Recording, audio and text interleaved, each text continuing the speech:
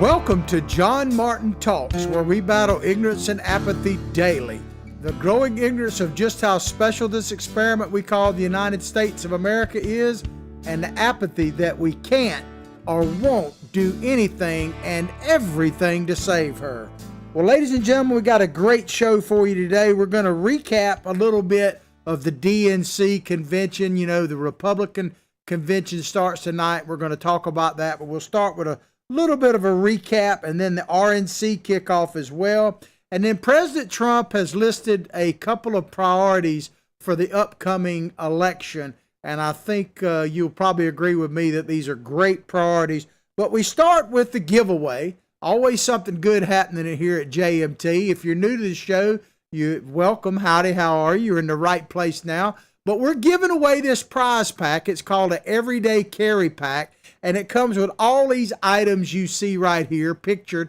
We'll be giving this away to one lucky listener at the end of this month. It's very simple to get registered. Go to the show description. Doesn't matter whether you're watching on Facebook, whether you're watching on YouTube, spell it all the way out, John Martin Talks, or wherever you're watching, there's a description of the show above the video. Look at the link that says giveaway.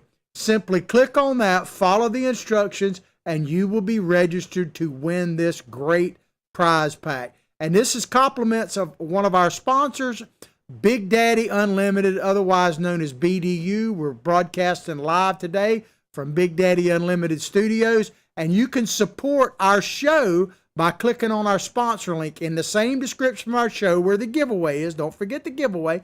No obligation. You will see a link to our sponsorship page. Click on that. Follow the directions for 99 cents, literally a free 1-month trial. You will get discounts on anything Second Amendment related, from guns and ammo right down to stuff like we're giving away here and swag and everything else. Yes, I do get a small chunk of that money because if you like what you're getting, it's $10 a month thereafter. I get $4 of that, and you help to keep the show alive and help us to expand what we're doing. So check it out, the giveaway and the sponsorship link, all in the description of the show. All right, before we get any further, I want to report, because people are always asking me about my fishing trips. I pretty much go every weekend when weather permitting, and it was a bit nasty out there. But I got a picture of what they call a Goliath grouper, which is the largest of the grouper species. This thing, it may be hard to tell, is roughly, I'm estimating it, but about 400 pounds, which is one of the bigger ones they ever caught. They do get literally twice that size, but pretty hard to get one of them in. Took me about 20 minutes to get him in. What you see him doing there is actually venting him to let the air out so he can go back down. They're not legal to keep. But what a fight, what a beast of the deep he was. But if you're wondering what I do on the weekends, there you go. All right, let's get started here. DNC Recap. Now, I covered every night of the convention last week, but I told you I finally, by the time Biden spoke on Thursday night, I guess I was just worn out and I didn't really get to talk about that on Friday. So I apologize, but we're going to talk about it very briefly right now. If you want to see my in-depth coverage of the convention, just go back and look at my podcast. The easiest way to do that, go directly to John Martin Talks Facebook page, like it, share it with others. Our videos are there. They're also archived on our YouTube channel. Spell it all the way out, John Martin Talks. I try to post them pretty regular on our Twitter handle, our Twitter channel. That is at John Martin Talks. And then Billy Bob, in case you hadn't met my psychic sidekick, yeah, he still puts up with me, even though I guess I catch big fish like that so they don't use him for bait.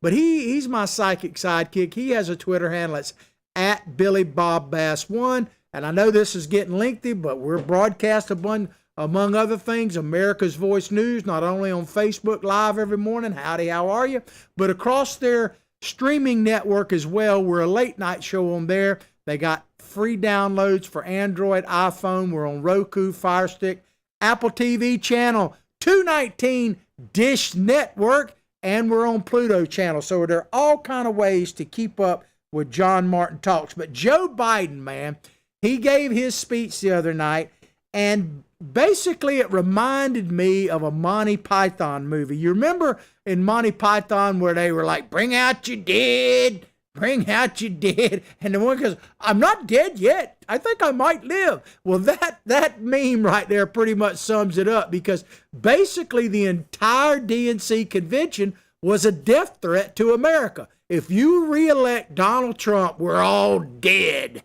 And we might all be dead anyway, at least until November 4th. And then Biden, did he not look like that meme right there? I'm not dead yet. I mean, because that's basically, if you listen to his speech, it was dark, man.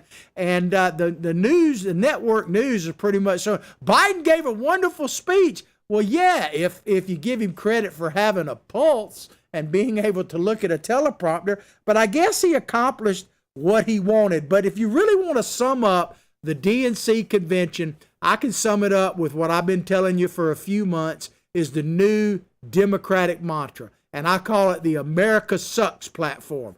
This is the Democratic platform, basically, and why they want you to elect Biden. America sucks. It's always sucked. It sucks for some more than others. And if you elect Joe Biden and Kamala Harris, we'll make sure it sucks for all of you equal. That's what it's all about. The America sucks. Well, I'm hoping, and I believe we will get a slightly different tune starting tonight, which I will cover the best I can as well. Stay tuned. I watch these, and DNC was a great example. I watch a lot of these things as a public service to you, so you don't have to.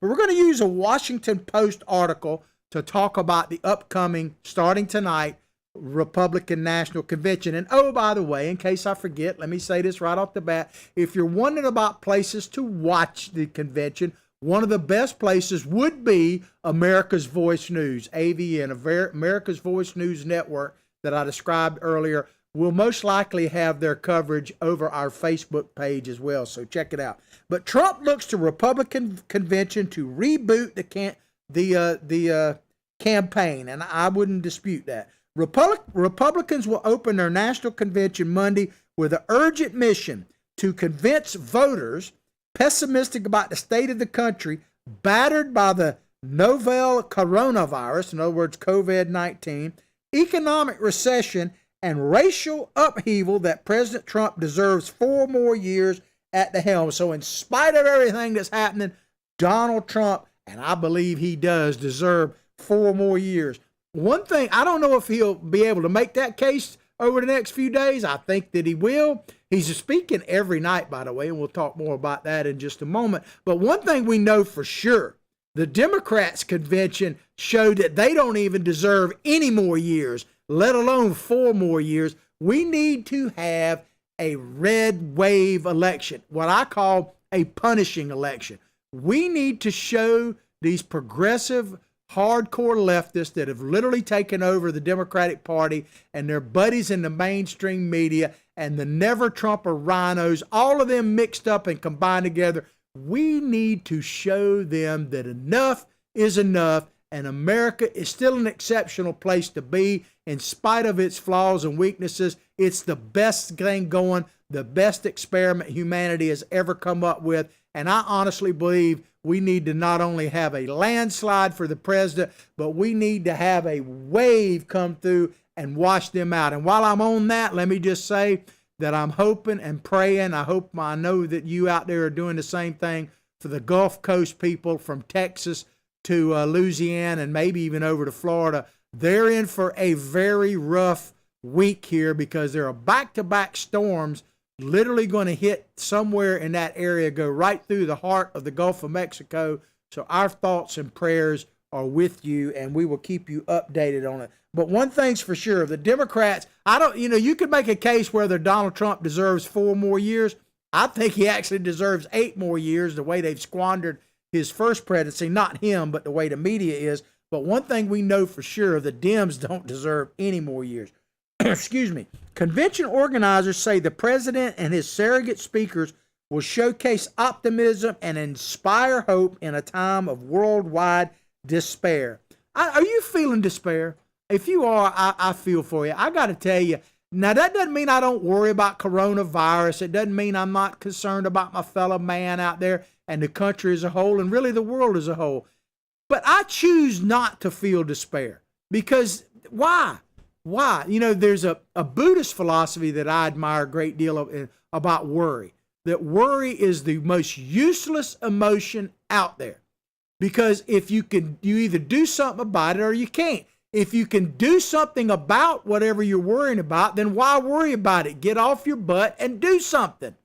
And if you can't do anything about it, then you don't need to worry about it because there's nothing you can do. So to me, worry, I agree with that Buddhist philosophy, is a useless emotion. So, you know, don't despair. Life goes on. It's never been safe to leave the cave. We may talk more about that in a minute. But it says, convention organizers say the president and his speakers a worldwide despair with programming planned around the themes of promise, opportunity, and greatness for the United States in a second term for Donald Trump.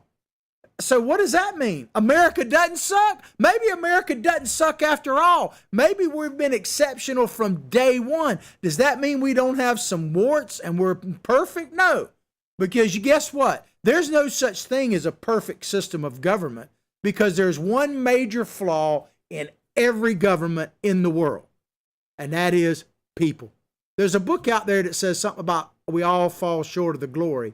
And so I think our system is about the best we can come up with as human beings. Now, whether or not we as human beings are capable of living up to the best of our system, that's always in question. That's always the challenge. Like Ronald Reagan said, you know, about America, freedom and all that, it's not passed on the bloodstream. We have to teach it to each generation at a time, lest we lose it. That's basically a paraphrase. So, you know, I'm all with this idea that America doesn't suck. Is it the greatest nation on earth? Yeah. Is it the greatest we can be? I don't know. But it's not America sucks first, which is the policy of the Democrats. But of course, you know, if Donald Trump is on all four nights and we're rah-rahing and getting America, make America great again, well, maybe, just maybe, there's a person out there that can be, well, I'll let this video speak for itself. Check out this gal from last week's DNC, what she talked about in the past. Check it out. Thinking we can play it. Billy Bob is scrambling a little bit here. All right, we're going to keep rolling. Anyway, I had a video for you. Hopefully we can resolve those technical difficulties. All right, back to the story. Yeah, what I was going to play, I'll go ahead and say it. I was going to play Michelle Obama talking about, this is the first time I've been proud of this country. You know, maybe she'll be proud again because she was sure angry and despair last night. The Obamas, man, what a dreary picture they painted of America. You know what, and I'll take this opportunity, it just popped in my head. I talked about it a little bit on Friday. You know the greatest thing that came out of the Democratic National Convention, what we all should be celebrating, even the Democrats for that matter, is I think we've seen the last of the Clintons. You know, I think the Clintons are officially done unless Chelsea rears her head up somewhere down the line. I think that's something that all Americans can probably agree on. Enough is enough of the Clintons. Back to the story. Yet the inclusion of some speakers who gain notoriety by inflaming culture wars, coupled, they're talking about tonight's convention, they're accusing them of culture wars, coupled with Trump's preoccupation with personal grievances, escalating warnings of a rigged election, demonizing of the Democratic nominee Joe Biden, and predilection for dark imagery threatens to inspire a jarringly contrary message. That's a lot of mouthful there. So I want to break this paragraph down because this is what they're saying is likely to happen with Donald Trump and the RNC tonight. So they say escalating warnings of a rigged election. I wonder where we got that from. How about the fact that, just think about this. Are there any, and I challenge you, chime in on whatever Facebook page you're listening to or even on YouTube. I'll respond to you as quickly as I possibly can. Are there any jokes about Republicans rigging elections? I mean, dead Republicans voting, ballots found floating somewhere in the trunk of a car. Are there any jokes about that? Because, you know, all jokes, to be funny, actually have a ring of truth in them. That's kind of the essence of comedy, satire and all. And I can tell you, there are literally hundreds, if not thousands, of jokes and actual stories of Democrats finding ballots, rigging election, dead people voting, dead Republicans, if anything, they vote Democrat, right? So there are no jokes. That's all you really need to know. How about this line from the paragraph? Demonization of Democratic nominee Joe Biden. I don't think we're demonizing Joe Biden. I don't see President Trump demonizing Joe Biden. Why would you demonize Joe Biden? That actually, you make it sound like he's possessed of or something, an evil spirit. Joe Biden is not possessed of anything. Joe Biden is an empty shell. Now, the people behind him manipulating the scene, even probably some of his family members, they should be ashamed of themselves. But Joe Biden is really only guilty of standing there, kind of like Bill Clinton. I was just standing there, fill in the blank there. But Joe's not possessed by anything. He's an empty shell. Now, another thing that got me about Joe Biden, they kept showing these things and it was a theme of it. And understand before I say this, I am not saying that the loss of loved ones is not a big deal. But is it a qualification for office? I mean, if so, man, don't we all to a certain extent qualify? I mean, Joe lost his wife and child in a car accident. That is tragic. I lost my father in a car accident. I understand that, I lost both of my brothers. I'm the only. My mom just died at 98. Wouldn't consider that tragic. But my other brothers died at somewhat young age while they were still just barely enjoying their grandkids and all that. My youngest brother, which he's my middle brother, he didn't even get to see his grandchildren, that kind of thing. So we all have tragedy in our lives. That's part of it. I'm not downplaying Biden's tragedy by any sense. But is that a qualification for office? If so, then President Trump should be reelected for sure. He just lost his brother this past week. He's being tragically betrayed by some of his own family members. If that's what qualifies you for office, then by all means, Donald Trump is as deserving as anybody. Now, we do know what should disqualify you from office. Biden's family, I'm not saying the deaths qualify him, but some of the actions of his living family, and this is something we all ought to worry about if he actually gets back into power, that should disqualify him from public office, but it likely won't. And then this idea, what do they say? A predilection for dark imagery. So they're saying that Donald Trump is going to paint like darkness in America, what's happening. So I don't get that. So the DNC, one thing they did, now they projected a dark thing. Basically, if their theme was, if Donald Trump wins re-election, we're dead. We're all gonna die. And we are someday. I don't think it has anything to do with Donald Trump and his re-election, but the Democrats, man, they didn't mention anything about what's actually happening in the nation at this moment, except for that if you think 170,000 people dying of corona is nothing, wait till Donald Trump gets reelected. It'll be billions. There'll be, carts, bring out your dead, all that kind of stuff. I mean, they painted fear. But the reality is that there is a cultural war for sure going on. And it looks like if Donald Trump tells the truth, he'll probably show real images kind of like this. I mean, that's what's really happening in America, right? And I meant to mention this the other day, and I heard it over the weekend, and I popped in my head again. When Kamala Harris was speaking at the DNC the other night, did you check out the intro music and the statement where they came in as someone who is for prison reform or something like that? Kamala Harris, I mean, like a big introduction. When she's the one that's locked, there are black people. You want to talk about Black Lives Matter? There are black Americans sitting in prison right now for nonviolent crime, basically smoking pot, that Kamala Harris put in there and threw away the key. And Joe Biden, the same thing with the 94 crime bill. So for them to say, here's someone for prison reform, what a joke that was. All right, on with this paragraph. Threatens, talking about the RNC tonight and Donald Trump, threatens to inspire a jarringly contrary message. So Donald Trump is going to put out a jarringly contrary message to what the Democrats did over the week. God, I hope they're right, because we sure need it. I've been playing this video a couple times, but I'm going to keep playing it because I think if you haven't seen it, it's important. And if you have, you just need to be jarred a little bit more. This is a gentleman and I give Tucker Carlson some credit for this video. This is a gentleman that is a candidate for state house in Minneapolis, Minnesota.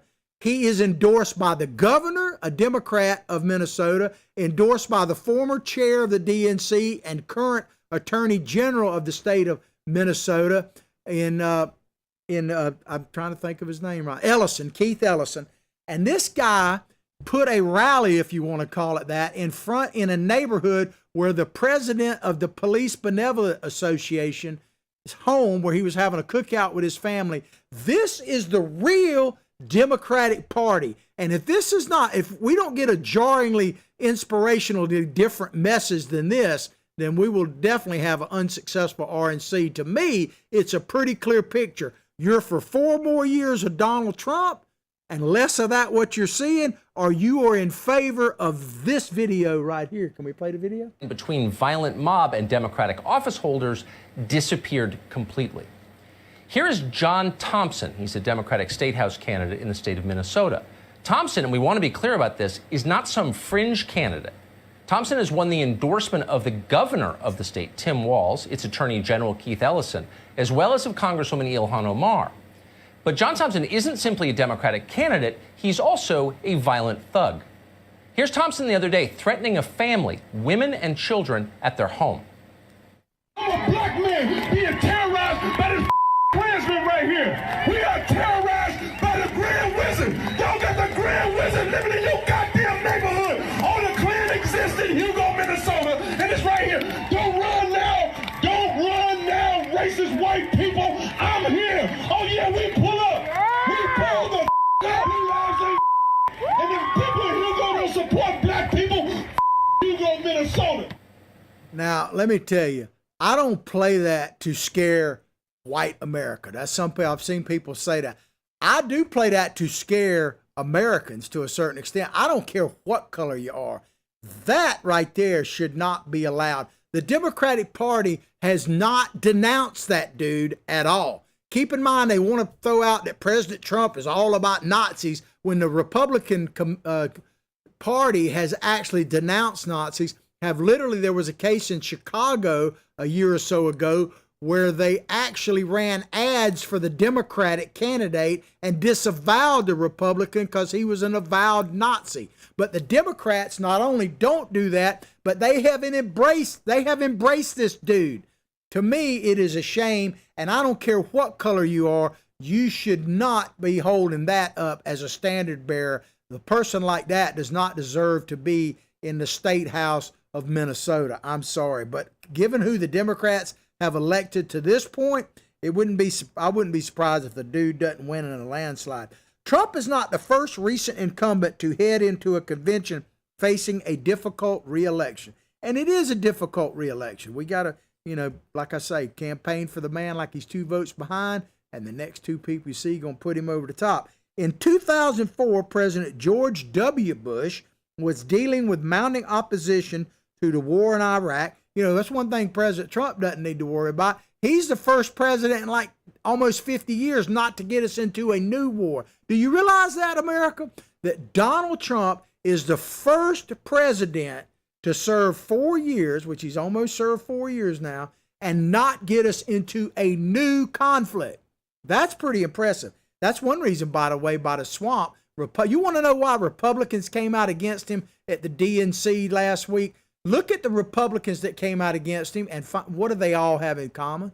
They're all warmongers. I'm telling you right now, that is true. But George W. Bush said we're dealing with mounting opposition to the war in Iraq that threatened to take him down.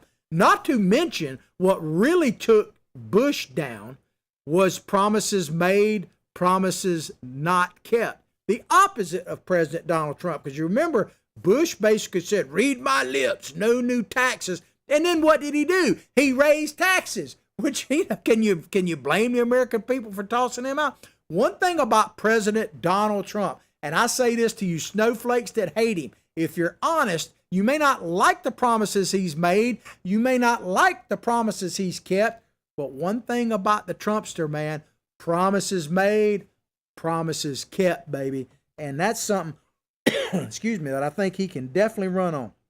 The other example they give is a president that was in trouble. And if true, I hope he ends up that Donald Trump ends up in as much trouble. In 2012, President Barack Obama was in trouble because of a sluggish economy, recovery, and tepid approval ratings. You know, and that's true. But let me just, I spoke about this last week, but of course, if I say it, it bears repeating. And I haven't really heard too many people address this. And this is not a knock on President Trump in any way, shape, or form. But who is responsible for President Donald Trump getting elected to office of president? Of course, you MAGA hat wearing sons of guns and drag society like me are responsible. But ultimately, isn't Barack Obama, doesn't he hold a large share of responsibility? That's probably why he's so pissed off, because he's worried about his legacy. But let me ask you this. If there were not a Barack Obama, do you think there'd be a President Trump? I'm not sure there would. It's kind of like with Carter basically helping Reagan get elected. Because you remember the Republican Party apparatus, the upper establishment, they didn't like Ronald Reagan. But American people were so fed up with the direction of country under Jimmy Carter that they catapulted Reagan to the top.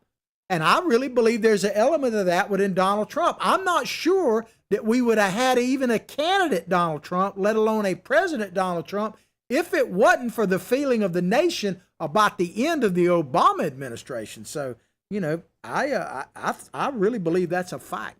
But neither Bush nor Obama faced the kind of obstacles that exist for Trump.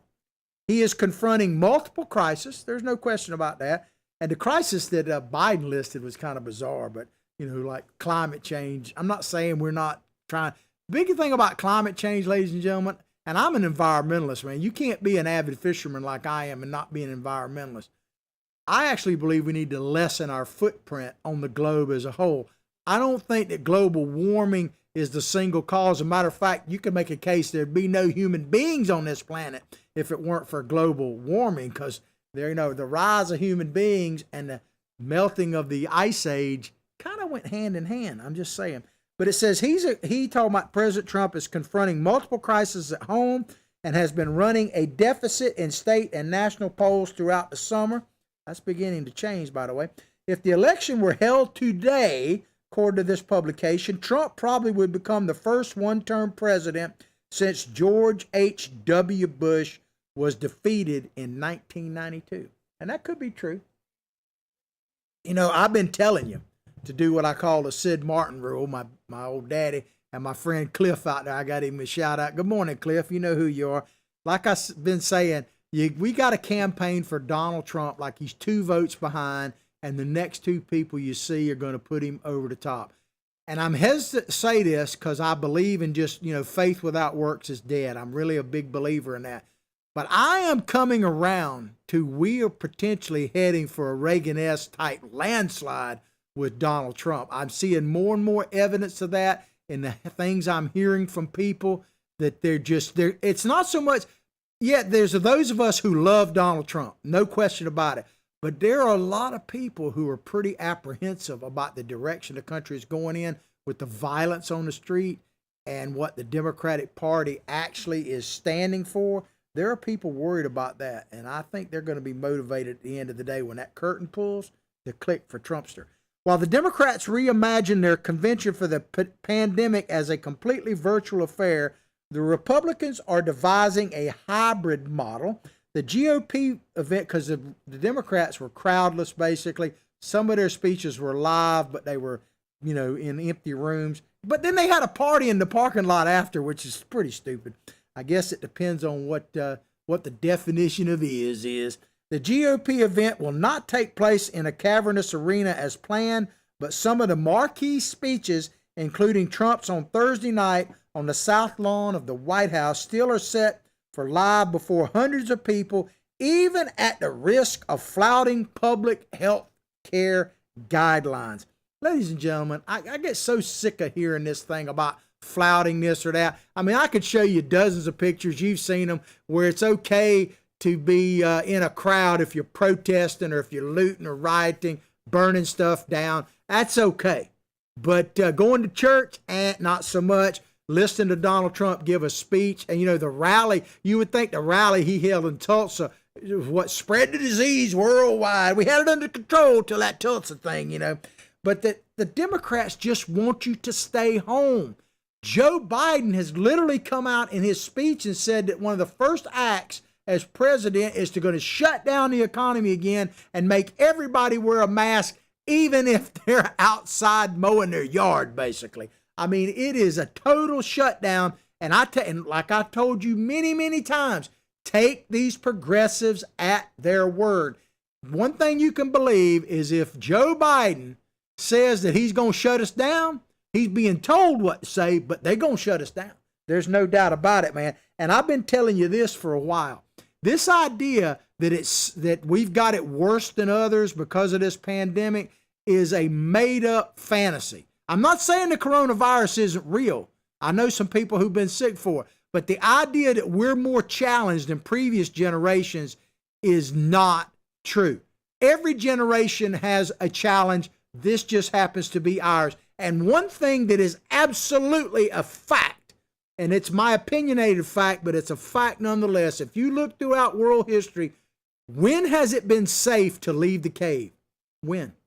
And the answer, never. It has never been safe to leave the cave. And Biden and Kamala and the Democratic Party want to keep you locked in the cave forever. And we've already seen what happens in human history when human beings are locked in a cave indefinitely. Check out this photo right here if you want to know what we'll look like. We've already seen it twice now in movies. Yeah, those are the time machine cave dwellers.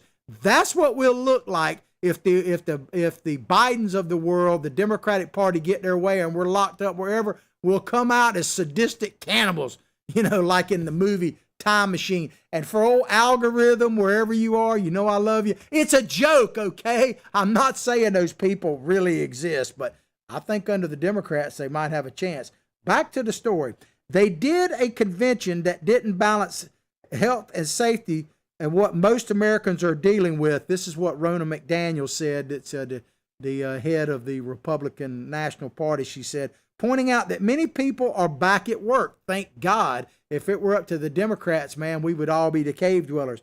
The president, according to Ms. Ronna McDaniel, says here, the president is going to give a different and more optimistic message. It'd be hard not to, which is we can fight this pandemic and get back to our lives. We can walk and chew bubble gum at the same time. As I say, the challenge to the current generation of Americans is not any worse than it ever has been. We just need to stand up, rise up. We need to man the political ramparts, or we're going to have to man the real ones again. That's what the message I've been telling you, and I think it's an absolute fact. If we don't man the political ramparts, we're going to have to man the real ones again, and that would be a dadgum shame because that price has already been paid. Our price for freedom was deep and dear and sacrifice, and that price has been paid.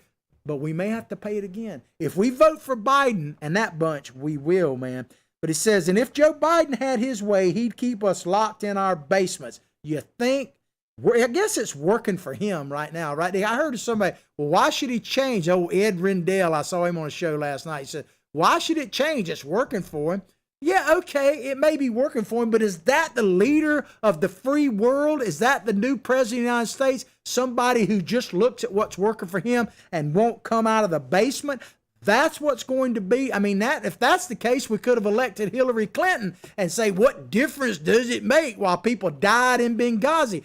That's not the kind of leadership we want. And if you want to see just how scared Joe Biden is and his campaign is at letting him out, think about this. Go back and do a Google search. But, of course, Google is of the devil. I'm just saying. Algorithm, I love you. You know that.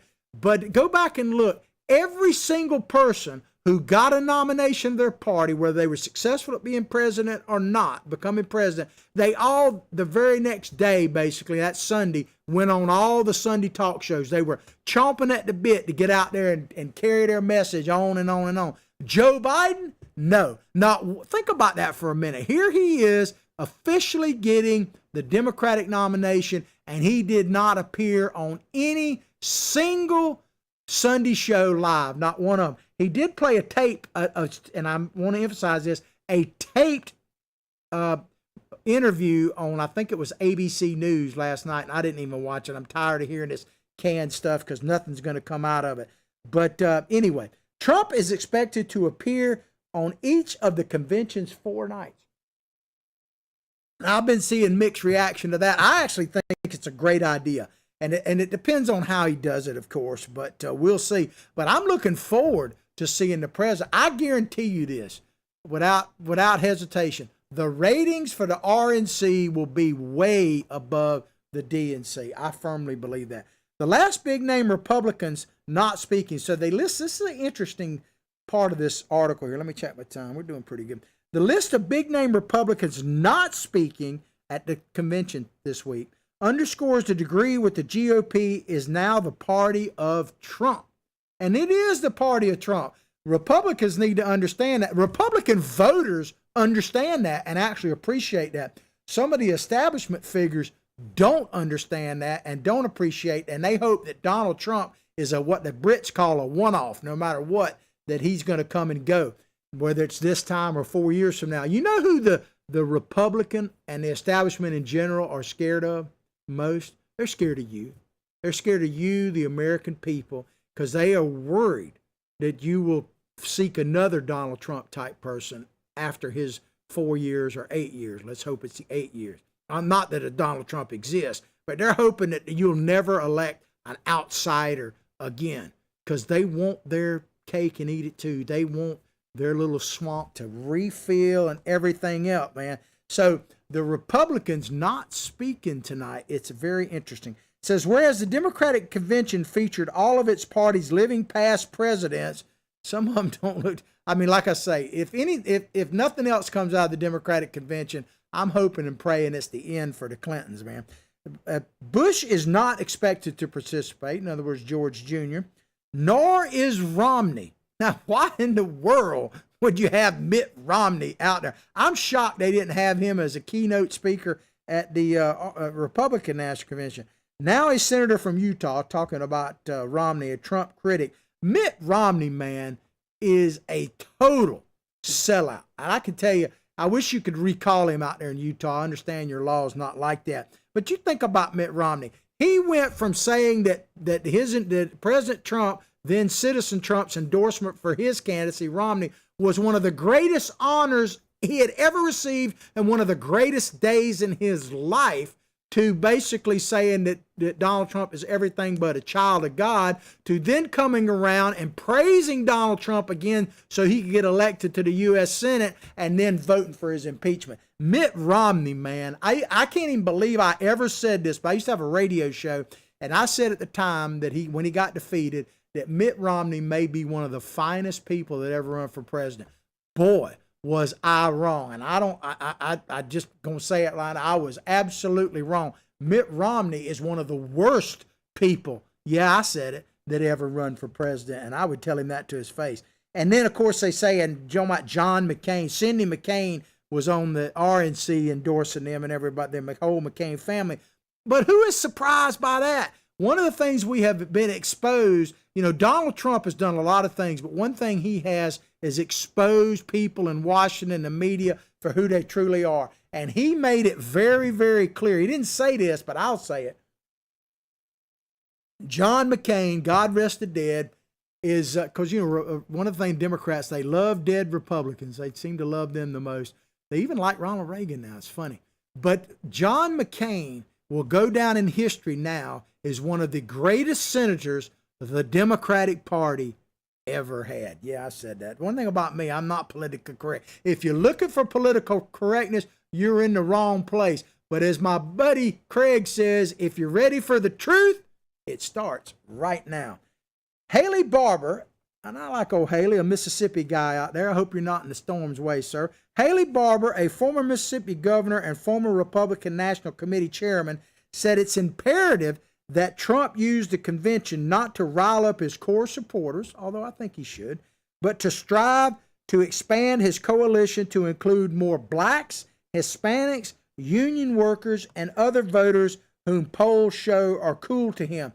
Well, I can tell you, this group he just listed, blacks, Hispanic, union workers, if they get truly woke, if they see what's really happening, if they ask themselves, you know, what's in their best interest and the country's best interest, I think they vote for Trump. How could they possibly vote for America Sucks Party of Joe Biden and Kamala Harris?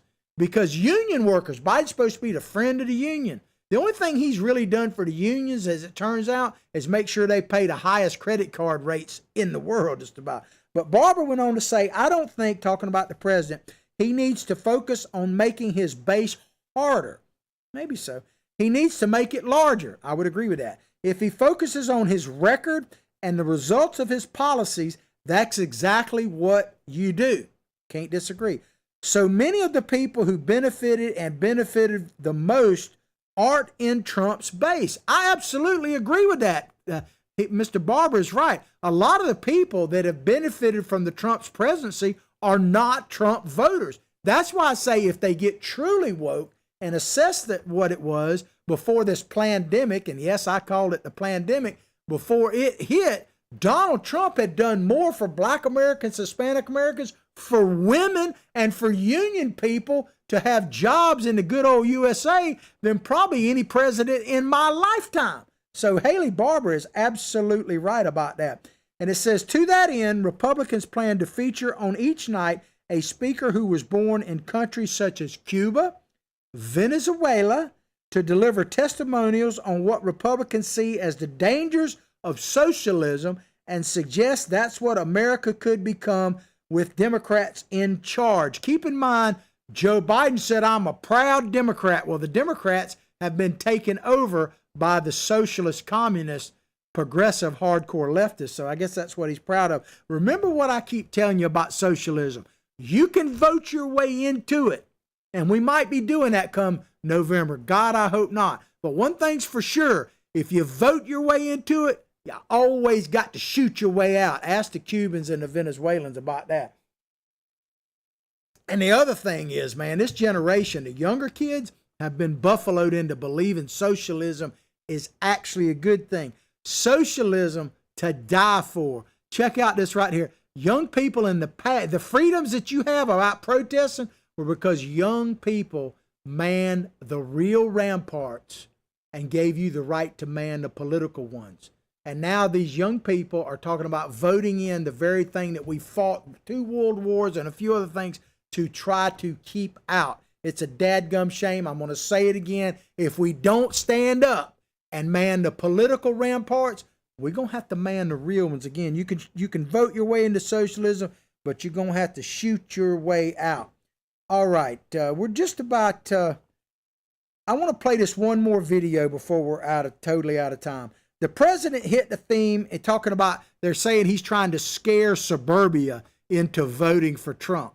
Like he's got to try to, suburbia ought to be fairly scared anyway. The president tweeted this. He said they said, why would suburban women vote for Biden and the Democrats when Democrat-run cities are now rampant with crime, which could easily spread to suburbs? If you don't think it's already spreading to suburbs, you hadn't been paying attention. This is a suburb, I believe, in Portland, but check it out. It might have been Seattle. I might have been, but the theme is still the same. Look at it.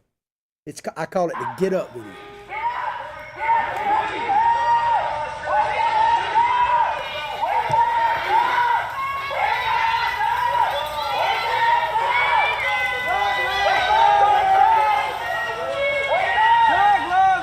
That's good enough.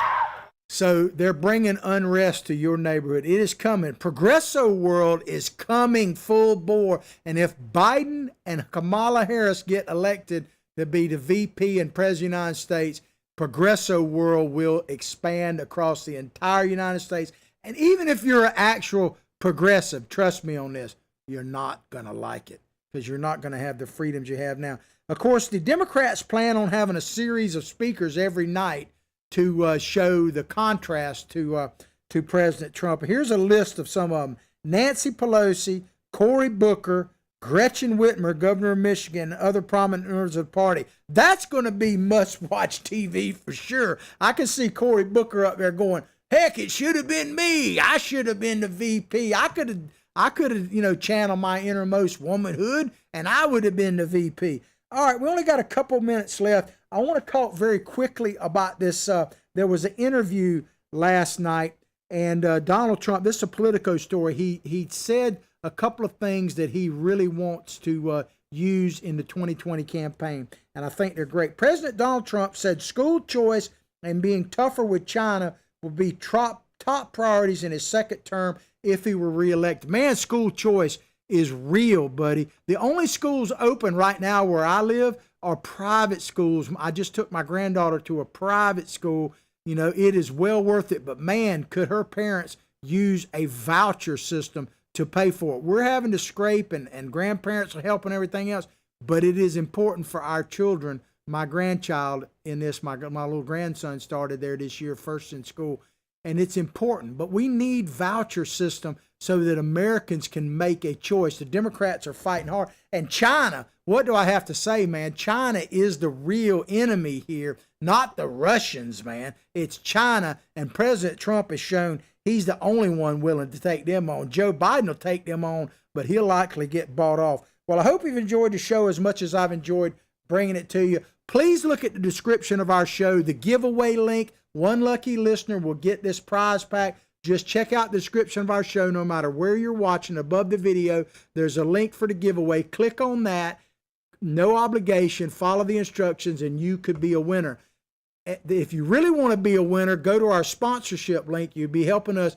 Big Daddy Unlimited, BDU. It's also in that description of our show. Click on that. 99-cent 1 month free trial. After that, we get a proceed of it. If you're interested in the Second Amendment at all, from guns, ammo, and everything in between, Big Daddy Unlimited will save you so much money, you'll be dancing in the aisles tonight listening to Donald Trump.